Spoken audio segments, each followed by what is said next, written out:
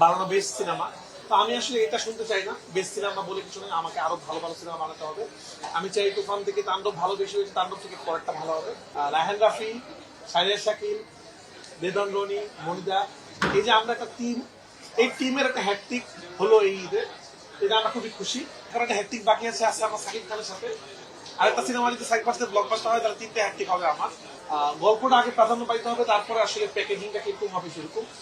আমাদের কিন্তু দর্শক প্রচুর, কিন্তু দেখানোর মতো ক্যাপাসিটি আমাদের নাই। এতদিন হল মালিকের কমপ্লেন ছিল সিনেমা নেই সিনেমা নেই, এখন কিন্তু সিনেমা আছে কিন্তু হল নেই। যত দিন যাচ্ছে আস্তে আস্তে সিনেমাটা তার লক্ষ্যে পৌঁছে যাচ্ছে। যেভাবে করে তাণ্ডব যাচ্ছে সামনে, তাণ্ডব সব রেকর্ড অলরেডি ভেঙে দিচ্ছে। এরকম সিনেমা হইলে আমাদের বলিউডের সিনেমা লাগবে না।